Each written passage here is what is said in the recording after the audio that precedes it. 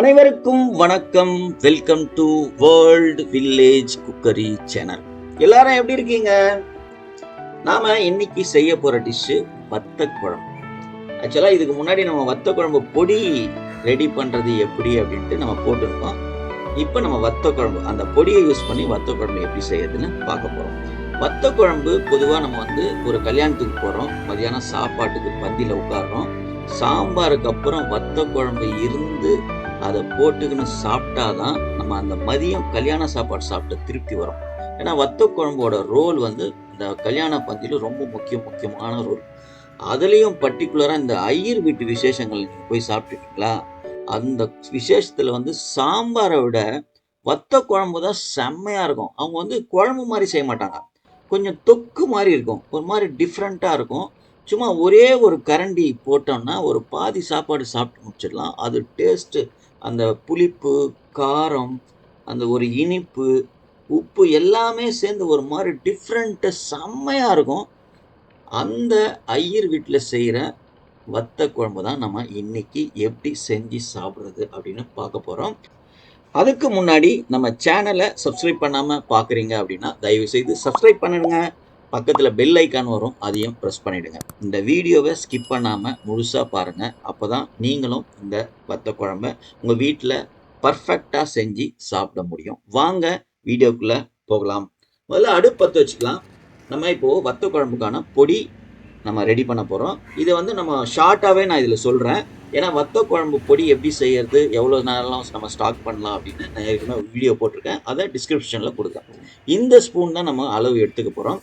ஒரு spoon, teaspoon அது ஆக்சுவலாக, பச்சரிசி, ஒரு ஸ்பூன் கடலப்பருப்பு, ஒரு ஸ்பூன் உளுத்தம்பருப்பு, 2 ஸ்பூன் துவரம்பருப்பு, ஒரு 4லேருந்து 5 ஸ்பூன் தனியா, அரை ஸ்பூன் மிளகு, 1/4 ஸ்பூன் வெந்தயம், அரை ஸ்பூன் கடுகு, அரை ஸ்பூன் ஜீரகம், அரை ஸ்பூன் சோம்பு, கொஞ்சம் போல கட்டி பெருங்காயம், ஒரு 10 வரமிளகா, கொஞ்சம் கருவேப்பிலை. இதெல்லாம் 1 பை 1 முதல்ல அரிசி பருப்புலாம் போட்டு ஓரளவுக்கு சேர்ந்ததுக்கப்புறம் மிளகு, ஜீரகம் இதெல்லாம் 1 பை 1 நான் காமிச்ச ஆர்டரில் போட்டு நல்லா வறுத்துங்க. ஒரு முக்கால்வாசி நல்லா வறுபட்டதுக்கப்புறம் ஒரே ஒரு ஸ்பூன் நல்லெண்ணெய் ஊற்றி நல்லா வறுத்துங்க. முன்னாடியே எண்ணெய் ஊற்றிட்டு வறுத்திங்கன்னா சீக்கிரமாக வறுபட்டுரும், தீயறதுக்கான வாய்ப்புகள் அதிகம். இது மாதிரி பண்ணுங்கள், உங்களுக்கு ஈஸியாக இருக்கும். ஓரளவுக்கு ஒரு அரோமா வர ஆரம்பித்தோன்னா ஒரு 1/4 கப்பு துருவின தேங்காவை போட்டு நல்லா ஃப்ரை பண்ணுங்கள். தேங்காயில் இருக்க ஈரப்பதம் போகிற வரைக்கும் நீங்கள் வறுத்திங்கன்னா, இப்போ பாருங்கள் எப்படி இருக்குது, பார்க்குறதுக்கே அப்படியே செம்மையாக லுக்காக இருக்குல்ல. நல்லா வறுபட்டுரும், கடுகு வெடிக்க ஆரம்பிக்கும், வாசனை வரும். இந்த டைமில் இதை இறக்கிடுங்க. ஒரு தட்டில் மாற்றிட்டு ஆற வச்சுட்டு நல்லா நைஸாக அரைச்சி தனியாக எடுத்து வச்சுங்க. இப்போ நம்ம ஒரு சட்டி அடுப்பில் வச்சுட்டு 100லேருந்து 150 கிராம் செக்கில் ஆன நல்லெண்ணெய், எண்ணெய் எவ்வளோ வேணால் விடலாம், சூப்பராக இருக்கும்.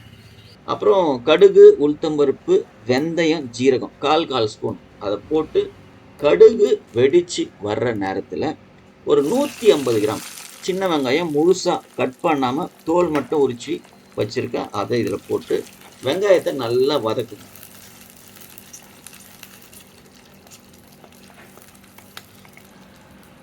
கொஞ்சம் கருவேப்பிலை சேர்த்துக்கலாம்.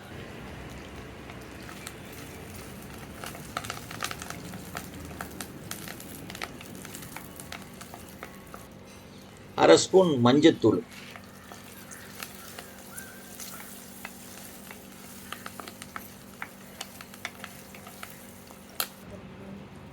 இப்போ இந்த வெங்காயம் சீக்கிரமாக வதங்கிறதுக்கு கொஞ்சம் உப்பு சேர்த்துட்டு ஒரு 20லேருந்து 25 பல்லு தோல் உரிச்ச பூண்டு இதோட சேர்த்துங்க.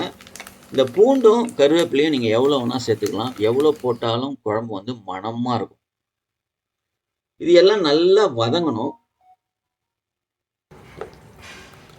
ஓரளவுக்கு நல்லா வதங்கினதுக்கு அப்புறம் 3 தக்காளி நான் மிக்சியில் போட்டு அரைச்சி வச்சுருக்கேன்.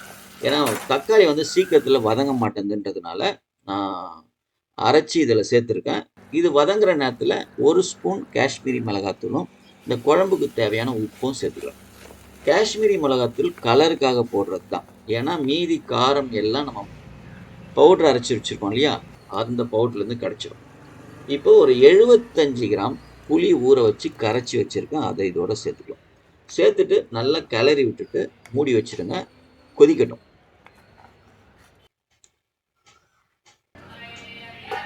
இப்போ குழம்பு கொதிக்க ஆரம்பிச்சிச்சு. நம்ம அரைச்சி வச்சிருக்கோம்ல வத்த குழம்பு பொடி, அதை இதோட சேர்த்துட்டு கட்டி கட்டி இல்லாமல் நல்லா மிக்ஸ் பண்ணி விட்டுருக்கும் குழம்புல. இந்த பொடி போட்டுட்டு கொதிக்க ஆரம்பித்த உடனே குழம்பு வந்து திக்காயிடும். அதனால் தேவையான அளவு கொஞ்சம் தண்ணி எவ்வளோ தேவையோ அதை நம்ம சேர்த்துக்கலாம். இது வந்து குழம்புன்னு சொல்கிறத விட தொக்கு தான். அதனால் நிறைய தண்ணி சேர்க்காது. தண்ணி சேர்த்துட்டு நல்லா மிக்ஸ் பண்ணிவிட்டு மூடி வைங்க. நல்லா கொதிக்கணும். இப்போ பாருங்கள், ஒரு 5 நிமிஷம் ஆகுது. நல்லா கொதிச்சுட்டு பார்த்தீங்கன்னா குழம்பு வந்து ரொம்ப திக்காக தொக்கு மாதிரி ஆயிடுச்சுல. இப்போ நடுவில் இது மாதிரி கிளறி விடணும். கிளறி விட்டா இல்லைன்னா அடி பிடிக்க ஆரம்பிச்சிடும். இப்போ பாருங்கள், கரெக்டாக 10 நிமிஷம் எண்ணெய்லாம் பிரிஞ்சு சூப்பராக அப்படியே வாசம் தூக்குது. அருமையான வத்த குழம்பு. இப்போ என்ன இது மூடிட்டு இதை இறக்கி வச்சுருவோம். இப்போ பொடி வறுத்தோம்ல, அந்த வானலியை திரும்பவும் அடுப்பில் வச்சுட்டு நம்ம அந்த சுண்டைக்காவும் மணத்தக்காளி வத்தலும் வறுக்க போகிறோம். அதுக்கு ஒரு 25 ml 30 ml எண்ணெய் ஊற்றிங்க. நல்லெண்ணெய் தான். வத்தலை போட்டுங்க. நான் சுண்டைக்காய் வத்தலும் மணத்தக்காளி ரெண்டுமே எடுத்திருக்கேன். எனக்கு ரெண்டுமே ரொம்ப பிடிக்கும். இது நல்லா ஃப்ரை பண்ணணும். இது வாங்கும் போது அதில் உப்பு எந்த அளவுக்கு இருக்குதுன்னு பார்த்துன்னு அதுக்கேற்ற மாதிரி வாங்கணும். நிறைய உப்பு இருந்ததுன்னா குழம்பு உப்பாகிறதுக்கு வாய்ப்பு இருக்குது. இது நார்மலாக நான் டேஸ்ட் பண்ணிட்டு தான் வாங்கினேன். இப்போ ஓரளவுக்கு வறுத்தாச்சு. திரும்பவும் குழம்ப அடுப்பில் வச்சுட்டு, இதுதான் முக்கியமான விஷயம், இவனை தான் போடணும் கடைசியாக. வெல்லம் ஒரு 30லேருந்து 40 கிராம் வெல்லம். இவனை போட்டு அப்படியே சூட்டோட கட்டியாக கூட போட்டுடலாம். அந்த சூட்டில் அப்படியே கொஞ்சம் கொஞ்சமாக கரைய ஆரம்பிச்சிடும். ஒரு கலக்கிட்டு இப்போ வறுத்து வச்சுருக்கோம்ல சுண்டைக்காய், அப்படியே சுட சுட சுட இந்த குழம்புல கொட்டணும்.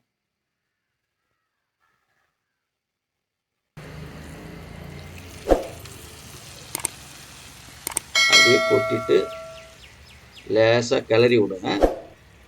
இப்போ நம்ம வெல்லம் போட்டிருக்கோம், சுண்டைக்காவும் போட்டுட்டோம். கிட்டத்தட்ட வத்த குழம்பு ரெடி ஆயிடுச்சு. ஆனால் ஒரு 5 நிமிஷம் கொதிக்கணும். அந்த வெல்லம் கரையணும். கரைய கரைய கரைய இதனோட வெல்லம் போட்டோன்னே இதனோட ஸ்மெல் வேறு மாதிரி ஆகிடும், கலர் வேறு மாதிரி ஆகிடும். இப்போ பாருங்கள், எண்ணெய்லாம் செம்மையாக பிரிஞ்சு அப்படியே வேறு லெவலில் இருக்குது குழம்பு. பாருங்கள் பா, அப்படியே நாக்கில் எனக்கு உண்மையிலேயே எச்சு விடுது. அந்த அளவுக்கு பர்ஃபெக்டான இந்த ஐயர் வீட்டு கல்யாணத்துலலாம் போடுவாங்க பாருங்கள், அந்த கல்யாண வத்த குழம்பு இது. எப்படி இருக்குது பாருங்கள் கலர்ஃபுல்லாக. ஸோ இப்போ வத்த குழம்பு ரெடி ஆயிடுச்சு. நம்ம என்ன பண்ண போகிறோம், பொடியாக நறுக்குன்னா கொத்தமல்லி இதில் போட்டு ஒரு கிளறி விட்டிங்கன்னா ஐயர் வீட்டு கல்யாண வத்த குழம்பு ரெடி. இது அப்படியே எப்படினீங்கன்னா, இது வந்து ஒரு இன்ஸ்டன்ட் வத்த குழம்பு மாதிரி. வீட்டில் வந்து எப்பவுமே செஞ்சு பாருங்கள் எப்படி இருக்குது. அப்படியே அந்த வெங்காயம் பூண்டு சுண்டைக்காய்லாம் இருக்குல்ல, இதுவே ஒரு காய்கறி சைட் டிஷ் மாதிரி இருக்கும். ஒரு வெங்காயம் அப்படி சாப்பிட்டிங்கன்னா அவ்வளோ பிரமாதமாக இருக்கும். செம்ம டேஸ்ட்டாக இருக்கும். இதில் வந்து எப்படின்னா, இந்த உப்பு புளி காரம் கூட வந்து அந்த இனிப்பு, வெல்லத்தோட இனிப்பு வேறு லெவல் அல்டிமேட்டாக இருக்கும். நீங்கள் கண்டிப்பாக உங்கள் வீட்டில் செஞ்சு பாருங்கள், சாப்பிட்டு பாருங்கள், சந்தோஷமாக இருங்க. இன்னொன்று, இதை வந்து நீங்கள் வீட்டில் செஞ்சு வச்சுட்டு ஃப்ரிட்ஜில் ஸ்டோர் பண்ணிட்டீங்க அப்படின்னா 1 மாதம் வரைக்கும் இது கெடாது. தேவையானப்போ ஒரு கடாயில் போட்டு சூடு பண்ணி சுட சுட சாதம் வடித்து அதில் ஊற்றி ஒரு சுட்ட அப்பளம், இல்லைன்னா ஏதோ ஒரு மாம்பழம், இல்லைன்னா ஒரு கூட்டு, இல்லை அந்த சவு கூட்டு, பொடலங்காய் கூட்டு, சுரக்காய் கூட்டு வச்சுன்னு சாப்பிட்டீங்கன்னா வேற லெவலில் இருக்கும். கண்டிப்பாக உங்கள் வீட்டில் செஞ்சு பாருங்கள், சாப்பிட்டு பாருங்கள், எப்படி இருந்தது அப்படின்ட்டு கமெண்ட் பாக்ஸில் கமெண்ட் பண்ணுங்கள். உங்களோட ஒவ்வொரு கமெண்ட்ஸும் எங்களுக்கு ரொம்ப ரொம்ப ரொம்ப முக்கியம். இது வந்து சாதத்துக்கு மட்டும் இல்லைங்க, நீங்கள் ட்ரை பண்ணி பாருங்கள். இட்லி தோசை கூட சூப்பராக இருக்கும். இது சாதத்துக்கு ஊற்றின்னு சாப்பிடும் போது ஒரு 2 கரண்டி நெய்யை அப்படியே காய்ச்சி அது மேலே ஊற்றிட்டு சாப்பிட்டு பார்த்தீங்கன்னா வேற லெவலில் இருக்கும். உண்மையிலே சான்ஸே இல்லை, அவ்வளோ பிரமாதமாக இருக்கும். இந்த வீடியோ உங்களுக்கு பிடிச்சிருந்ததுன்னா லைக் பண்ணுங்கள், உங்கள் நண்பர்களுக்கும் உறவினர்களுக்கும் ஷேர் பண்ணுங்கள். முக்கியமாக நம்ம சேனலை சப்ஸ்கிரைப் பண்ணுங்கள். பக்கத்தில் பெல் ஐக்கான் வரும், அதையும் ப்ரெஸ் பண்ணுங்கள். மீண்டும் அடுத்த வீடியோவில் பார்க்கலாம். நன்றி, வணக்கம், பபாய்.